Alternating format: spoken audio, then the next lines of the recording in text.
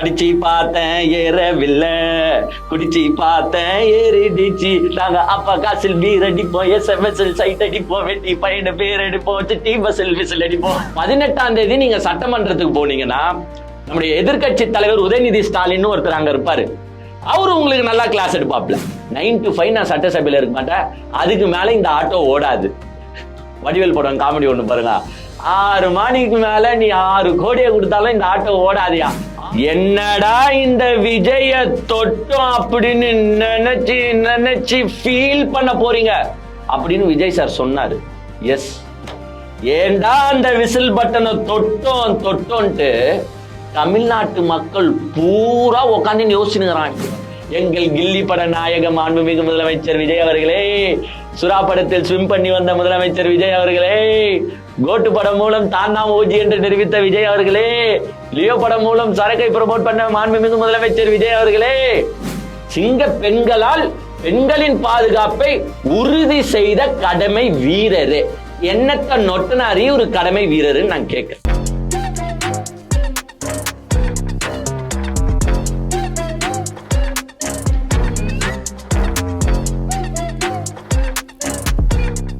படிச்சு பார்த்தேன் ஏறவில்லை, குடிச்சு பார்த்தேன் ஏறிடுச்சு. நாங்க அப்பா காசில் பீர் அடிப்போம், SMS சைட் அடிப்போம், வெட்டி பையன பேர் அடிப்போம், சிட்டி பஸ்ஸில் விசில் அடிப்போம். இந்த மாதிரி பாட்டை தான் பாத்தீங்கன்னா இன்னைக்கு டிவிகே எம்எல்ஏஸ் பாட போறாங்க. ஏன்னு கேட்டீங்கன்னா எல்லாருமே கோச்சிங் கிளாஸ்க்கு இன்னைக்கு போயிருக்காங்க. மக்களே மக்களே மக்களே, அதாவது நீங்களாம் கோச்சிங் கிளாஸ்லாம் யாருக்கு கேள்விப்பட்டிருப்பீங்கன்னா, நீட் டாக்டர் எக்ஸாமுக்கு ப்ரிப்பேர் ஆக போறவங்க பாத்தீங்கன்னா இந்த நீட் எக்ஸாமுக்காக கோச்சிங் சென்டருக்கு போவாங்க. அதே மாதிரி தாசில்தாரு இந்த விஓலாம் ஆகணும்னு பாத்தீங்கன்னா டிஎன்பிஎஸ்சிக்கு பாத்தீங்கன்னா கோச்சிங் கிளாஸ் போய் நீங்க பாத்திருப்பீங்க. கலெக்டர்லாம் ஆகணும்னு பாத்தீங்கன்னா யூபிஎஸ்சி எக்ஸாமுக்காக கோச்சிங் கிளாஸ் போய் பார்த்திருப்பீங்க. ஆனா எம்எல்ஏக்கு கோச்சிங் கிளாஸ் பாத்தீங்கன்னா இந்திய தொலைக்காட்சிகளில் முதல் முறையாகன்ற மாதிரி சட்டசபை வரலாற்றில் முதல் முறையாக நினைக்கிறேன் நம்ம தமிழ்நாட்டில் பாத்தீங்கன்னா கோச்சிங் கிளாஸ் ஸ்டார்ட் பண்ணியிருக்காங்க. 16ஆம் தேதியும் 17ஆம் தேதியும் all MLAs please come and put your attendance. அதே மாதிரி தெளிவா ஒண்ணு சொல்லிட்டாங்க, இந்த அட்டெண்டன்ஸை போட்டு எவனா எஸ்கேப் ஆகி போனீங்கன்னா, சௌர எகிரி குடிச்சிட்டு போனீங்கன்னா கை காலை உடைச்சிருவோம். அதனால காலையில வந்தீங்கன்னா சாயங்காலம் வரைக்கும் நீங்க கிளாஸ் அட்டென்ட் பண்ணியே ஆகணும் அப்படின்னு பாத்தீங்கன்னா கோச்சிங் கிளாஸை கண்டக்ட் பண்ணியிருக்காங்க நம்மளுடைய தமிழக முதலமைச்சர், தமிழக அரசு அப்படின்னு கூட சொல்லலாம். யாருக்குன்னு பாத்தீங்கன்னா எல்லா எம்எல்ஏஸ்க்கும், அதாவது அரசு அதிகாரிகளுக்கு கிடையாது, தமிழகத்தில் தேர்ந்தெடுக்கப்பட்ட 234 எம்எல்ஏஸ்க்கும் பாத்தீங்கன்னா ஒன்னு காலியா இருக்கு, 4 ராஜினாமா செஞ்சாங்க. ஸோ மிச்சம் இருக்கிற எம்எல்ஏஸ் யார் வேணாலும் பார்ட்டிசிபேட் பண்ணலாம் இந்த கோச்சிங் கிளாஸ்ல அப்படின்னு சொல்லி பாத்தீங்கன்னா அழைப்பு விட்டு இருக்காங்க. ஆனா யார் தான் இந்த கோச்சிங் கிளாஸ்ல பார்ட்டிசிபேட் பண்ணாங்கன்னு பாத்தீங்கன்னா மற்ற கட்சியில இருக்கிறவங்க எல்லாம் கொஞ்சம் எக்ஸ்பீரியன்ஸ்டான கேண்டிடேட்ஸ் எல்லாருமே பாத்தீங்கன்னா யாரும் எனக்கு தெரிஞ்சு முதல் முறை எம்எல்ஏக்கள் அவ்வளவு நிறைய பேர் இருக்க மாட்டாங்க. ஸோ மற்ற கட்சிகள்லாம் இந்த கோச்சிங் கிளாஸை பாத்தீங்கன்னா நிராகரிச்சிட்டாங்க. எங்களுக்கு ஆல்ரெடி அறிவு நிறைய இருக்கு, எங்களுக்கு ஆல்ரெடி எங்க தலைவர்லாம் சொல்லி கொடுத்துருக்காங்க, சட்டமன்றம்னா என்ன, எப்படி பேசணும், அதோட விதிமுறைகள்னா என்ன அப்படின்றதெல்லாம் எங்களுக்கு ஆல்ரெடி தெரியுங்க. ஸோ நீங்க சொல்லி கொடுத்துதான் தெரியணும்ன்ற அவசியம் எங்களுக்கு இல்லை. ஸோ நாங்களாம் வரமாட்டோம் அப்படின்னு யார் இதை புறக்கணிச்சிருக்காங்கன்னு பாத்தீங்கன்னா அதிமுக சைட்ல இருந்து யாரும் போல, திமுக சைட்ல இருந்து யாரும் போல, பாஜக சைட்ல இருந்து யாரும் போல, பாமக சைட்ல இருந்து யாரும் போல, தேமுதிக சைட்ல இருந்தும் யாரும் போல. அங்க போயிருக்கிறவங்க எல்லாம் யாருன்னு பாத்தீங்கன்னா நம்முடைய தாவேகாஸ் எம்எல்ஏ. அதாவது மோஸ்ட்லி எல்லாருமே ஃப்ரெஷர்ஸ்ன்னு சொல்லலாம். நீங்க காலேஜுக்கு போகும்போது கூட அந்த ஃபர்ஸ்ட் இயர் ஸ்டூடெண்ட் என்னன்னு சொல்லுவாங்கன்னு பாத்தீங்கன்னா ஃப்ரெஷர்ன்னு சொல்லுவாங்க. அடுத்தது பாத்தீங்கன்னா செகண்ட் இயர் போகும்போது அவனே லைட்டா டான் ஆகி சீனியர் ஆவான். அவனே தேர்ட் இயர் போகும்போது சூப்பர் சீனியரா பாத்தீங்கன்னா KGF டான் ஆயிடுவான். ஸோ அந்த மாதிரி பாத்தீங்கன்னா தாவேகா எம்எல்ஏஸ்லாம் இப்போ ஃபர்ஸ்ட் இயர்ல ஃப்ரெஷர்ஸா இருக்காங்க. ஸோ அந்த ஃப்ரெஷர்ஸ் பாத்தீங்கன்னா மோஸ்ட்லி கிட்டத்தட்ட 101 பேர் ஃபர்ஸ்ட் டைம் எம்எல்ஏஸ் நினைக்கிறேன். அந்த 101 பேரும் இன்னைக்கு பார்ட்டிசிபேட் பண்ண போறாங்க. எனக்கு தெரிஞ்சு கிட்டத்தட்ட ஒரு 140 எம்எல்ஏஸ் ஆச்சு ஃபர்ஸ்ட் டைம் எம்எல்ஏவா இருப்பாங்க, எல்லா கட்சியும் சேர்த்து. தாவேகால மட்டும் 101 MLA, but the others tend participate. இந்த 101 எம்எல்ஏஸ் பாத்தீங்கன்னா இன்னைக்கு பார்ட்டிசிபேட் பண்றாங்க. இங்க என்னென்ன சொல்லி தர போறாங்கன்றதுதான் முக்கியம். ஏங்க ஃபர்ஸ்ட் நம்ம என்னதான் இதை கலாய்ச்சாலும் எஸ் இதை நான் ஒரு நல்ல ஒரு இனிஷியேட்டிவாவே நான் பாக்குறேன்னு வச்சுக்கலாம். ஏன்னா அவங்கள பத்தி உங்களுக்கு நல்லாவே தெரியும். தாவேகா எம்எல்ஏஸா யார் இருக்காங்கன்னு பாத்தீங்கன்னா சரக்கு வித்தவன், லாட்ரி டிக்கெட்டு வித்தவன், பாலியல் வன்கொடுமையில ஈடுபட்டவன் 1008 கேஸ் வச்சுக்கிறவன் தான் வந்து பாத்தீங்கன்னா தாவேகால ஃபர்ஸ்ட் டைம் எம்எல்ஏவாவே ஆகியிருக்கான். ஏங்க எல்லார் மேலேயும் வந்து பாத்தீங்கன்னா குற்ற வழக்குகள் இருக்கு. ஆக்சுவலா பெண்களை வந்து அடித்து துன்புறுத்துதல் வழக்கெல்லாம் வந்து பாத்தீங்கன்னா சில எம்எல்ஏஸ் மேல இருக்கு. பாலியல் வன்கொடுமை இருக்கான்னு எனக்கு தெரியல. பட் இந்த மாதிரி கேசஸ் எல்லாம் வந்து பாத்தீங்கன்னா சில பேர் மேல இருக்கு. அவங்களாம் தான் ஃபர்ஸ்ட் டைம் எம்எல்ஏ ஆகியிருக்காங்க. சோ இவங்களாம் எப்படி நடந்துக்க போறாங்கன்றது ஒண்ணு இருக்குல்ல. ஏங்க அவுட் ஆஃப் சட்டசபை இவங்கலாம் எப்படி நடந்துப்பாங்கன்னு நம்மளுக்கு தெரியும். அடிச்சு தூக்கி போட்டு மிதிச்சிருவாங்கன்னு வச்சுக்கோங்க. பட் இன்சைட் த சட்டசபை எல்லாருமே வந்து பாத்தீங்கன்னா இப்ப சட்டசபை நடவடிக்கைகளை பார்க்க ஆரம்பிச்சுட்டாங்க. அதுவும் உங்களுக்கே நல்லா தெரியும். ரீல்ஸ் ஆச்சுன்றனால சட்டசபையை நடக்கிற ஆக்டிவிட்டிஸை மக்கள் பாக்குறாங்களோ இல்லையோ இவங்களே எடுத்து போட்டுருவாங்கன்னு கூட வச்சுக்கோங்க. சோ எல்லாருமே நம்மள உற்று நோப்பாங்க எப்படி நடந்துக்கணும் அப்படின்றதுக்காக இந்த தமிழக அரசு எடுத்த இந்த இனிஷியேட்டிவை நான் மனசளவுல பாராட்டுறேன். என்னதான் அதை கலாய்ச்சாலும் பிகாஸ் இது வந்து என்னன்னா ஒரு எக்ஸ்பீரியன்ஸான பொலிட்டீஷியனுக்கு இதெல்லாம் தேவையானா கண்டிப்பா தேவை கிடையாது. பட் இவங்கெல்லாம் ஃப்ரெஷர்ஸ், அதுவும் தாவேக்காக்கே தெரியும் அவங்கள பத்திலாம். அதனால சரி இருந்தாலும் ஏதோ ஒண்ணு மக்கள் வந்து எப்படியோ யாரு என்ன ஏதுன்னு தெரியாம ஓட்டு போட்டு தேர்ந்தெடுத்துட்டாங்க. ஸோ தேர்ந்தெடுத்தவங்களுக்கு இந்த இனிஷியேட்டிவ் நம்ம பண்ணோன்ட்டு வந்து பாத்தீங்கன்னா 16th 17th இந்த வகுப்பை வந்து பாத்தீங்கன்னா ஸ்டார்ட் பண்ணிருக்காங்க. பட் இதுல இன்னொன்னு என்னன்னா நீங்க கவலையப்படாதீங்க. ஏன்னா இப்போ கிளாஸ்ல வந்து நீங்கெல்லாம் வந்து எப்படி இருப்பீங்கன்னு எங்களுக்கு தெரியல. இது எப்படின்னா ஒரு ஒரு ஒரு செக்ஷன் ஃபுல்லாவே வந்து பாத்தீங்கன்னா இந்த நாட்டி பாய்ஸா போட்டா அந்த கிளாஸ் ரூம் எப்படி இருக்கும், அதுக்கு ட்ரைனிங் எடுக்க போற டீச்சரோட நிலைமையை கொஞ்சம் நினைச்சு பாருங்க. அப்படி கொடூரமா தான் இருக்க போது அந்த டீச்சரோட எக்ஸ்பீரியன்ஸ். ஸோ இவங்க என்னத்தை கத்துக்க போறாங்கன்றது நம்மளுக்கு தெரியல. பட் எல்லாருக்கும் நான் ஒன்னே ஒண்ணு சொல்லிக்கிறேன் கேரண்டியா, எந்த எம்எல்ஏவும் ஃபீல் பண்ணாதீங்க. முதலமைச்சர் விஜய் உட்பட யாரும் ஃபீல் பண்ணாதீங்க கிளாஸ் சரியா எடுக்கல, இவங்க என்ன எனக்கு ஒண்ணுமே சொல்லி தரல, விதியும் ஒன்னும் சொல்லி தரல, எதுவுமே ஒன்னும் சொல்லி தரல, யாரும் ஃபீல் பண்ணாதீங்க.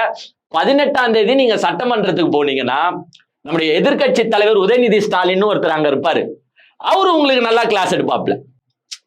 இந்த டீச்சர் கிளாஸ் எடுத்தாங்களோ இல்லையோ உதயநிதி ஸ்டாலின் வந்து பாத்தீங்கன்னா உங்களுக்கு எதிர்கட்சி தலைவரா உட்காந்துக்கின்னு உங்களுக்கு வந்து ஃபுல் கிளாஸ் எடுப்பாரு. அதான் எப்படின்னா தாரை தப்பட்டை பீயும் அளவுக்கு கிளாஸ் எடுப்பாருன்ற மாதிரி தான் பாத்தீங்கன்னா உங்களுக்கு கிளாஸ் எடுப்பாரு. ஸோ கவலையப்படாதீங்க, இந்த 2 நாளை முடிஞ்ச அளவுக்கு யூஸ் பண்ணுங்க. அப்படி இதுல வந்து லேட்டா வந்துட்டோம் சில பேர் சொல்லுவாங்க. சில பேர் வந்து சார் எங்க அம்மாவுக்கு உடம்பு சரியில்லை, இந்த கிளாஸ் என்னால அட்டன் பண்ண முடியாதுன்னு. சில பேர் சார் நான் பஸ்ல வந்துனே இந்த sir full traffic jam sir என்னால வர முடியலன்னு சொல்லுவாங்க. சில பேர் ஆக்சிடென்ட்னுவாங்க. ஸோ இந்த மாதிரி கேரக்டர்ஸ்லாம் வந்து பாத்தீங்கன்னா யாரும் கவலைப்படாதீங்க. உங்களுக்கு சூப்பரான வகுப்புகள், அதாவது காது மேல விட்டா எப்படி வலிக்குமோ, எப்படி சைன்னு கேட்குமோ அந்த மாதிரி வகுப்பை வந்து 18ஆம் தேதி நம்முடைய உதயநிதி ஸ்டாலின் அவர்கள் உங்க எல்லாருக்கும் வகுப்பு எடுப்பாரு. இப்ப இதுல எனக்கு ஒரு மிகப்பெரிய சந்தேகம் வந்துருச்சு. எங்க முதல் டைம் எம்எல்ஏக்களுக்கெல்லாம் வந்து பாத்தீங்கன்னா குத்துவிளக்கு ஏத்தி, அதாவது நம்முடைய முதலமைச்சர் மாண்புமிகு முதலமைச்சர் சி ஜோசப் விஜய் அவர்கள் அப்படி வந்து குத்துவிளக்கு ஏத்தி தொடக்கி வச்சுட்டு அவர் பாட்டும் போயிட்டாரு. ஃபர்ஸ்ட் டைம் எம்எல்ஏனா நீங்களும் ஃபர்ஸ்ட் டைம் எம்எல்ஏ தானே மிஸ்டர் சி ஜோசப் விஜய். அப்ப நீங்களும் அதுல பார்ட்டிசிபேட் பண்ணல. உங்களுக்கும் சட்டப்படி வந்து எதுவுமே தெரியாது. நான் தெரியலன்னு கலாய்க்கலங்க. அவரும் ஃபர்ஸ்ட் டைம் எம்எல்ஏ, அரசியல் எக்ஸ்பீரியன்ஸும் அவருக்கு கிடையாது. சட்டசபை விதிமுறைகள் அவருக்கு தெரியுமானா சாமி சத்தியமா சொல்றேன் அவருக்கு தெரியாது. என்ன பண்ணணும் ஏது பண்ணணும்ன்றது தெரியாது. சி ஜோசப் விஜய் அவர்கள் இந்த கிளாஸ்ல பார்ட்டிசிபேட் பண்றாரா இல்லையா?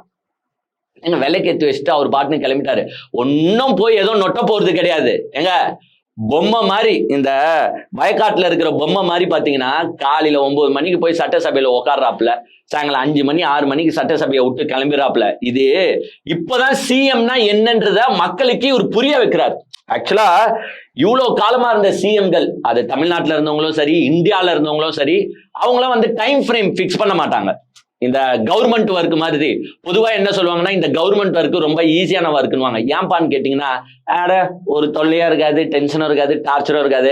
காலைல 9 மணிக்கு போனோமா, மதியானம் 12:30 மணிக்குல இருந்து 1:30 மணி வரைக்கும் லஞ்ச் பிரேக் எடுத்தோமா, 2 மணில இருந்து திருப்பி 5 மணி வரைக்கும் வேலையை பார்த்தோமா, அப்புறமா வீட்டை பார்த்து கிளம்பிடலாம்ப்பா, போனை சுவிட்ச் ஆஃப் பண்ணிட்டு எவனா எப்படின்னா போங்க கெட்டு போங்கன்ட்டு. பொதுவா கவர்மெண்ட் வேலைன்னா வந்து பாத்தீங்கன்னா இப்படிதான் ஈஸியான வேலைன்னு சொல்லுவாங்க. ஆனா சிஎம், கலெக்டர், இந்த மாதிரி எம்எல்ஏஸ் இவங்களுக்குலாம் வந்து பாத்தீங்கன்னா பொதுவாக டைம் ஃப்ரேம்ஸ் இருக்காது. பிகாஸ் தே ஆர் டிரெக்டா பப்ளிக் ஓட்டு போட்டுருக்காங்க. பிளஸ் பப்ளிக் எப்போ வேணாலும் உங்களை கான்டாக்ட் பண்ணலாம். ஸோ நீங்க பப்ளிக்கோட ரிப்ரஸன்டேட்டிவ், அதிகாரிகள் பப்ளிக்கோட ரிப்ரஸன்டேட்டிவ் கிடையாது, நீங்க பப்ளிக்கோட ரிப்ரஸன்டேட்டிவ்ன்றனால டைம் ஃப்ரேம் பார்த்து வேலை செய்ய மாட்டாங்க. 24 hours சர்க்கிள்லயே இருப்பாங்க.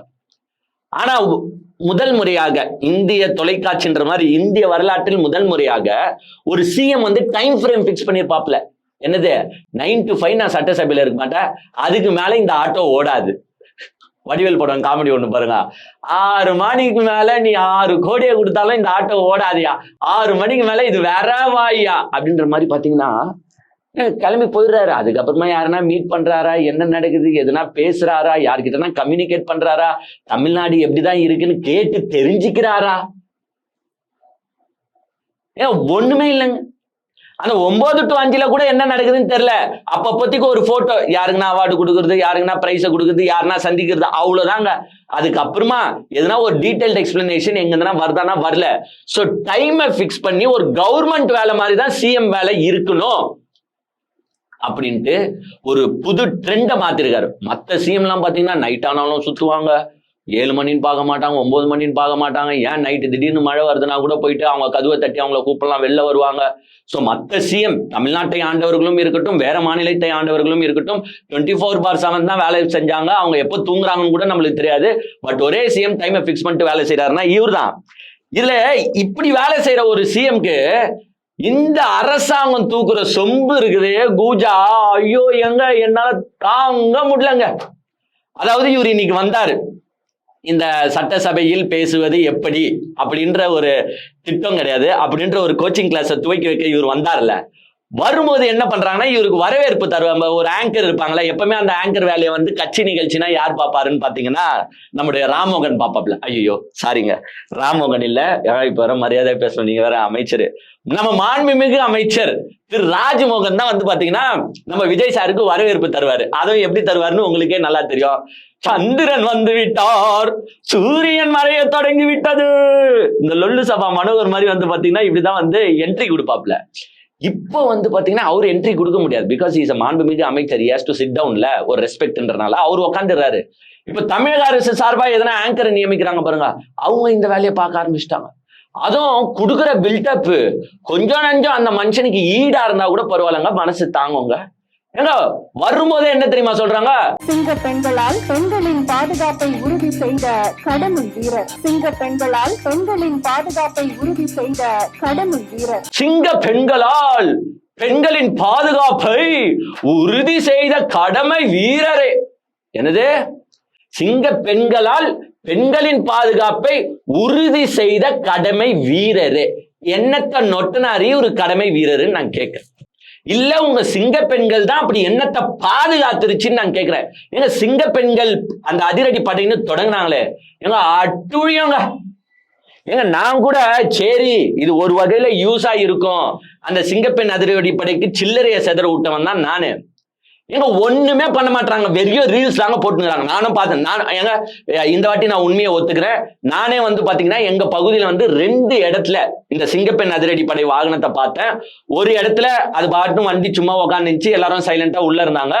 இன்னொரு இடத்துல வந்து பாத்தீங்கன்னா அவங்க இந்த உமன்ஸ் கிட்ட பேசுற மாதிரி பேசுறாங்க, அப்ப பின்னாடி இவங்களை வச்சு ரீல்ஸ் எடுத்துட்டு இருக்காங்க. இதை நானே பார்த்தேங்க. உள்ள புந்து கேட்கலாமான்னு இருந்தேன், ஏன் மேடம் ரீல்ஸ் எடுக்கிறதுக்கு தான் வந்து நீங்க இது பண்ணிருக்கிறீங்களான்னு கேட்கலான்னு இருந்தேன். சரி எதுக்குடா நம்ம எதுனா வாய வச்சு கேட்டு அப்புறமா எதுனா 7:30 ஆயிடு போகுதுறான்னு நம்ம கேட்கல. ஏன்னா ரீல்ஸா எடுத்துட்டு போட்டுன்னு இருக்காங்களே தவிர்த்து வேற ஏதோ இந்த சிங்கப்பெண் அதிரடி படை பண்ணுதானா? பண்ணல. ஸ்கூல் ஸ்டூடெண்ட்ஸை கூப்பிட்டு பட்டனை போடு, ஏங்க இதெல்லாம் ஸ்கூல்ல இருக்கிறவங்க பார்த்துப்பாங்க, நீங்க இன்ஃப்ளூயன்சர் கிடையாதுங்க. ஏங்க எங்க குற்றம் நடக்குமோ அங்க போயிட்டு உங்க வேலைகளை பார்க்கணும்.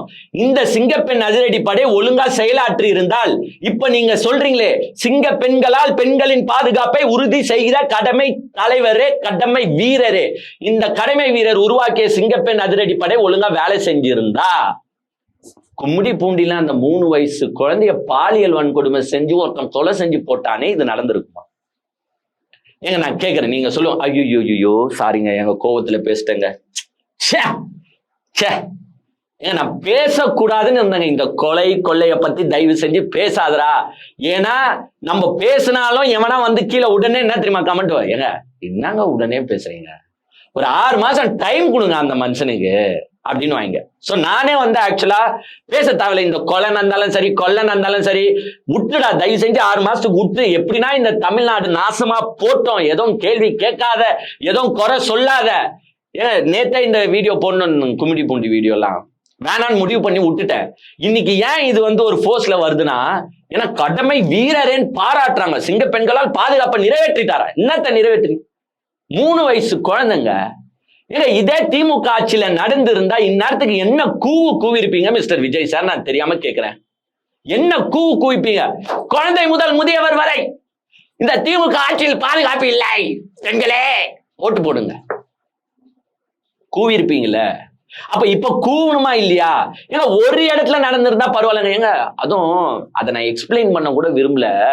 ஏங்க நேற்று வந்து போஸ்ட்மார்ட்டம் பண்ணிட்டு அந்த டாக்டர் வந்து தெளிவா ஒரு அறிக்கை கொடுத்துருக்காங்க. அந்த அறிக்கையை கேட்டா ஏங்க 3 வயசு குழந்தை, இப்படியும் இந்த ஊர் உலகத்துல இந்த ஜன்மங்கள் இருக்கான்னு நம்மளுக்கு தெரியல.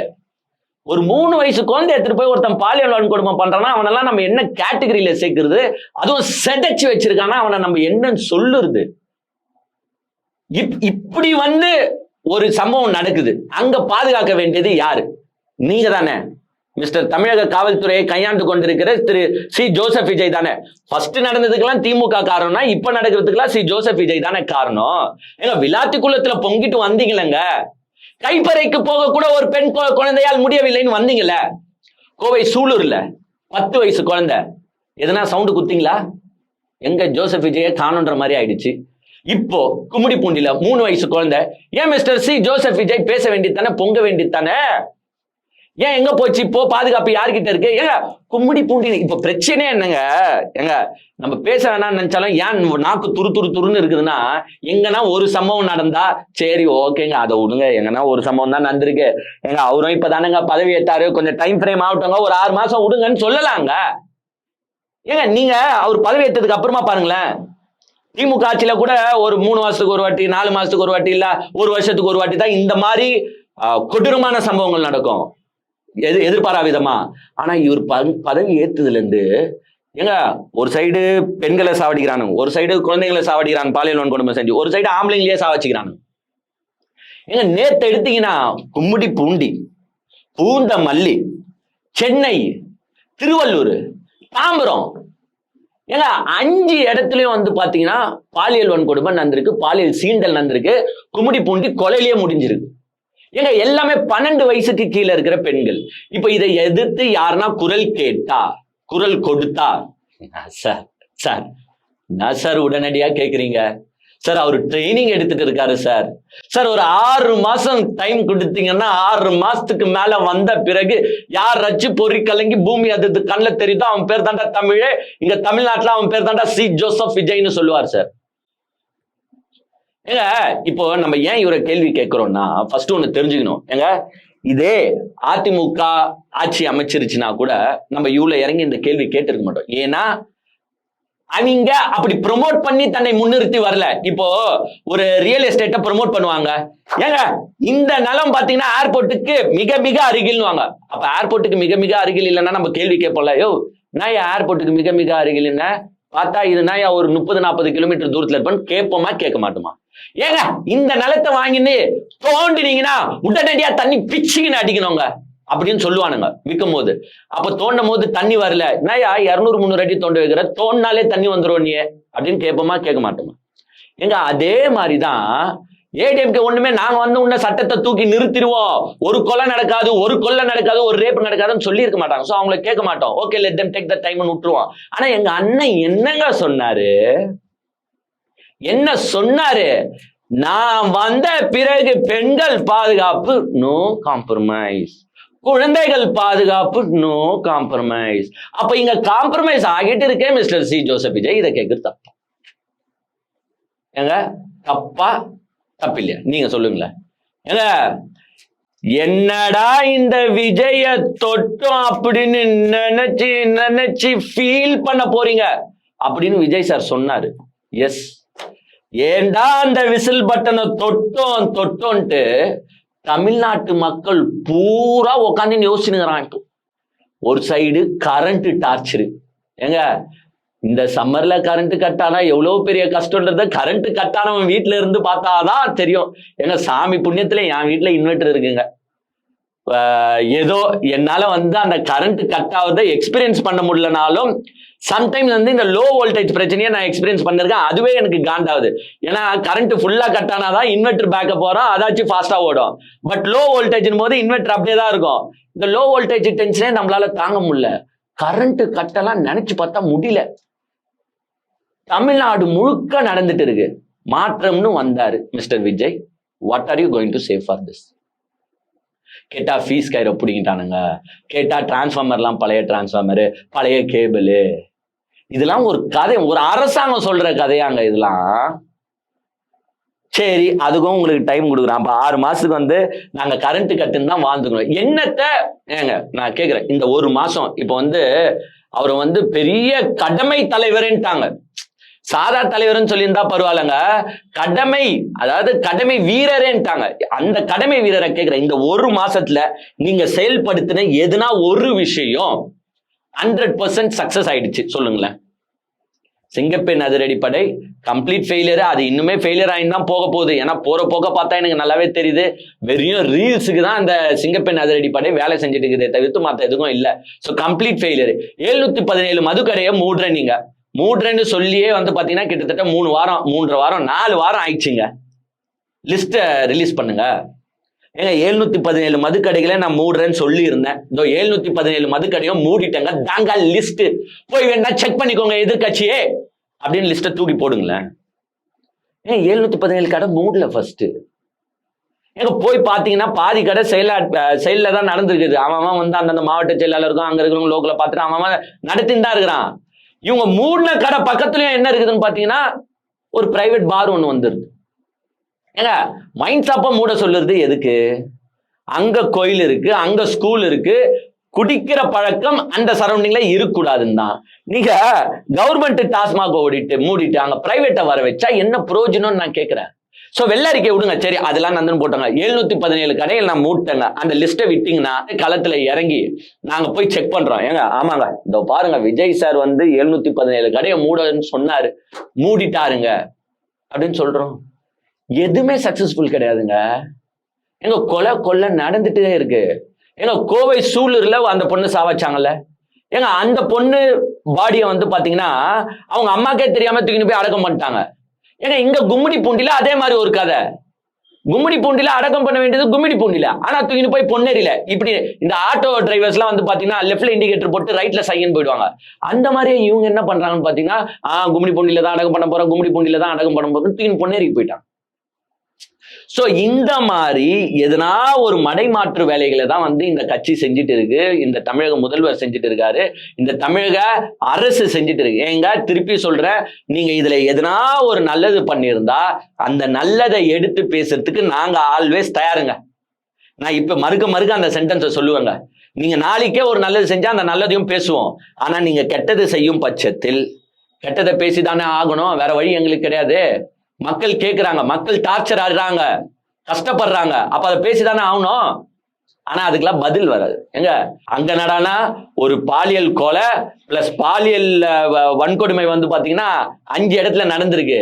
எங்க அண்ணன் உக்காந்துக்கிட்டு சரி அதுக்கு எதுனா ஃபீல் பண்ணுவாப்லன்னு பார்த்தா உக்காந்துக்கிட்டு செலிபிரிட்டிஸோட போட்டோ எடுத்துட்டு இருக்காரு தன்னுடைய நண்பர்களோட. அதாவது நேற்று போய் நிறைய பேர் போய் பார்த்துருக்காங்க. உதாரணத்துக்கு சிம்ரன் போயிருக்காங்க, விஷால் போயிருக்காரு, சாமு போயிருக்காரு, சிம்பு போயிருக்காரு. எல்லாரு கூடயும் உக்காந்துக்கிட்டு சிஎம்ஏ போட்டோ எடுத்துட்டு இருக்காரு. தவிர்த்து டேய் அங்க ஒரு குழந்தைய கும்மிடி பூண்டியில வன்கொடுமை செஞ்சு கொலை பண்ணிருக்கானுங்க, அங்க தாம்பரத்துல ஒரு பாலியல் கேஸ், அங்க சென்னையில ஒரு பாலியல் கேஸ், அங்க பூந்தமல்லியில ஒரு பாலியல் கேஸ். இதெல்லாம் பத்தி கவலைப்படல, உக்காந்து போட்டோ எடுத்துன்னு இருக்காப்ல. இதை கேட்டா நம்மள என்ன தெரியுமா சொல்லுவானு? 6 மாசத்துக்கு முன்னாடியே கேக்குற, 6 மாசம் பொறுத்துறியா? எங்க விஜய் அவங்க ஃப்ரெண்டு கூட போட்டோ எடுக்க கூட பர்மிஷன் தர மாட்டீங்களா? டைம் கிடைக்க மாட்டாதுங்க, கொடுக்க மாட்டீங்களா? இதெல்லாம் மாட்டா கேட்பீங்க.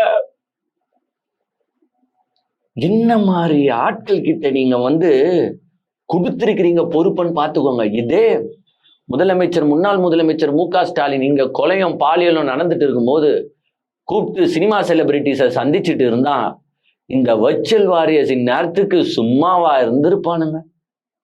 கொஞ்சோண்டு நீங்களே சொல்லுங்களேன், இந்நேரத்துக்கு என்னென்ன பேச்சு பேசியிருப்பானுங்க. என்னமோ நம்ம கத்தி என்ன ஆக போகுது, லாஸ்டா என்னங்க ஆக போகுது, நம்ம தொண்டை வலிக்க போகுது, உங்க டைம் வேஸ்ட் ஆக போகுது, அவ்வளவுதான். ஸோ இன்னைக்கு வந்து பாத்தீங்கன்னா இந்த கிளாஸ் எடுத்துட்டு இருக்காங்க. ஸோ எஸ், கிளாஸ் எடுக்கிறது நான் திருப்பி சொல்லுவேன், மறுக்க சொல்லுவேன், இட்ஸ் அ குட் இனிஷியேட்டிவ், அதுல தப்பு கிடையாது. அந்த பயிற்சி வகுப்புல இருக்கிற எம்எல்ஏஸ்லாம் தயவு செஞ்சு யூஸ்ஃபுல்லா யூஸ் பண்ணுங்க. இதுல எங்க 101ல ஒரு 70 தேராத பீஸா இருந்தாலும் ஒரு 30 வந்து கொஞ்சம் கத்துக்கணும்னு ஆசை இருக்கிற பீஸா இருக்கலாம். சோ அந்த எம்எல்ஏஸ்லாம் கொஞ்சம் யூஸ் பண்ணிக்கோங்க, கொஞ்சம் கத்துக்கோங்க. ஏன்னா ஜேசிடி பிரபாகர் வந்து அவர் இன்னைக்கு பேசினாரு. அவர் இன்னைக்கு பேசும்போது என்ன சொல்றாருன்னா, அந்த காமெடி எப்படிங்க என் வாயால சொல்லுவேன். ஃபர்ஸ்ட் வந்து பாத்தீங்கன்னா திமுக ஆட்சியில இருக்கும்போது திராவிட மாடல் ஆட்சின்னு சொன்னாங்க பாருங்க. இப்ப எல்லாரும் என்ன சொல்லணுமா, விஜய் மாடல் அரசு. எது? விஜய் மாடல் அரசு. இப்படி கரண்ட் இல்லாம சுத்துறதும் இப்படி கொலை நடந்துட்டு இருக்கு பாருங்க, இதுதான் வந்து விஜய் மாடல் அரசா. சோ அவரு வந்து விஜய் மாடல் அரசு இது, விஜய் வந்து ஒரு வீரிய தலைவரா செயலாற்றி கொண்டிருக்கிறார் அப்படின்னு. சரி விடுங்க, அவர் என்ன செய்யறதுங்க, அப்படிலாம் வந்து அவர் எதுனா கூஜா தூக்குனாதான் சபாநாயகரா இருக்க முடியும், இல்லைன்னா இவர் தூக்கி போட்டு வேற யாருன்னா போட்டுருவாங்க. சோ ஜேசிடி பிரபாகர் வந்து இன்னைக்கு பேசும்போது கொஞ்சம் நல்ல கிளாஸ் எடுத்தாருங்க.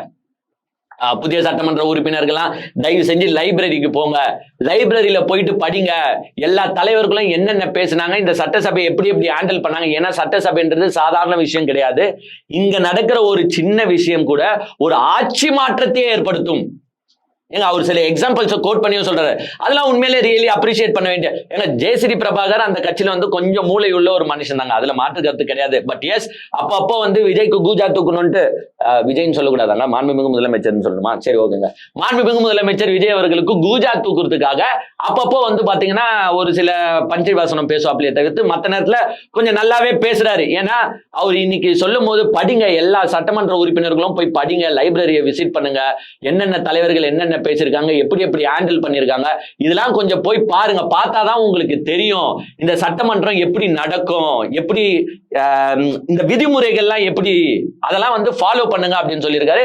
அப்புறமா சில கிளாஸ் எடுத்தாரு. இந்த கன்னி பேச்சு அப்போ வந்து யாருமே குறுக்கீடு செய்ய மாட்டாங்க. ஏன்னா இதெல்லாம் வந்து அந்த எம்எல்ஏஸ்க்கு அவர் சொல்லிடுறாரு, நீ உங்க எல்லாருக்கும் பேசுறதுக்கான வாய்ப்பு வழங்கப்படும், அந்த நேரத்துல வந்து நீங்க தயங்காதீங்க. தயங்கி ஏங்க நார்மலாவே அந்த ஃபியர் எல்லாருக்கும் இருக்குங்க. இப்போ நம்மளே வந்து பாத்தீங்கன்னா ஒரு கேமரா இருக்குது, உட்காந்து பேசுறோம்னு வச்சுக்கோங்க, நாளைக்கு சட்டசபையில சட்டமன்றத்துல உட்காந்து எல்லா பெரிய தலைகள் முன்னாடியும் மைக்கு முன்னாடி பேசணும்னா கொஞ்சம் அந்த நடுக்கம், ஃபியர், என்ன பேசணும் ஏது பேசணும்ன்றது தெரியாம பேசுறோம். சோ அவர் வந்து அவங்களுக்கும் கிளாஸ் எடுக்கிறார். சோ நான் நார்மலா வந்து இந்த கன்னி பேச்சு, அதாவது முதல் தடவை சட்டமன்றத்துல பேசுறத கன்னி பேச்சுன்னுவாங்க. அந்த கன்னி பேச்சுல எதுனா மிஸ்டேக் இருந்தாலோ தவறு இருந்தாலோ யாரும் நார்மலா குறுக்கிட மாட்டாங்க, குறுக்கிட செய்யவும் மாட்டாங்க. சோ இததான் அவர் மீன் பண்றாரு. சோ கன்னி பேச்சை எல்லாரும் ஒழுங்கா யூஸ் பண்ணி பேசுங்க. இவங்க என்னத்த பேச போறாங்கன்றது நம்மளுக்கு நல்லாவே தான் தெரியும். எங்கள் கில்லி பட நாயக மாண்புமிகு முதலமைச்சர் விஜய் அவர்களே, சுறா படத்தில் ஸ்விம் பண்ணி வந்த முதலமைச்சர் விஜய் அவர்களே, கோட்டு படம் மூலம் தான் ஓஜி என்று நிரூபித்த விஜய் அவர்களே, லியோ படம் மூலம் சரக்கை ப்ரமோட் பண்ண மாண்புமிகு முதலமைச்சர் விஜய் அவர்களே அப்படின்ட்டு அவருக்கு உக்காந்துக்கிட்டு ஜாலரதான் அடிக்க போறாங்க. வேற என்னத்த மிகப்பெரிய பிரச்சனையா பேச போறாங்க. சோ அந்த கன்னி பேச்சை ஒழுங்கா யூஸ் பண்ணிக்கோங்க அப்படின்னு வந்து பாத்தீங்கன்னா ஜேசிடி பிரபாகர் அவர்கள் பேசியிருக்காரு. சோ ஜேசிடி பிரபாகர் அந்த கத்துக்கோங்க, படிங்க, லைப்ரரி போங்க, சில விஷயத்த கத்துக்கோங்க அப்படின்னு சொல்லுறத உண்மையிலே நானும் வரவேற்கிறேன். இந்த எம்எல்ஏஸும் கொஞ்சம் தயவு செஞ்சு யூஸ் பண்ணி சட்டமன்ற விதிமுறைகள்னா என்ன, நடவடிக்கைகள், அதுக்கு இது லொட்டு லொசுக்கு எல்லாத்தையும் எடுத்து கத்துக்கோங்க. ஏங்க ஏதோ தெரிஞ்சோ தெரியாமையோ எம்எல்ஏ ஆயிட்டீங்க, 5 வருஷத்துக்கோ என்னமோ எம்எல்ஏவா இருக்க போறீங்க. கொஞ்சம் இதெல்லாம் கொஞ்சம் ஸ்டெப் எடுத்து கத்துக்கிட்டு மக்களுக்கு உங்களுடைய சீரிய பணிகளை செவ்வனே செய்ய வேண்டும் என்று நான் கேட்டுக்கிறேன். சோ ஒழுங்கா இந்த 2 நாள் கிளாஸை யூஸ் பண்ணீங்க. யாரும் சௌர கியூரை எகிரி குச்சி எஸ்கேப் ஆகி ஓடுற போறீங்க.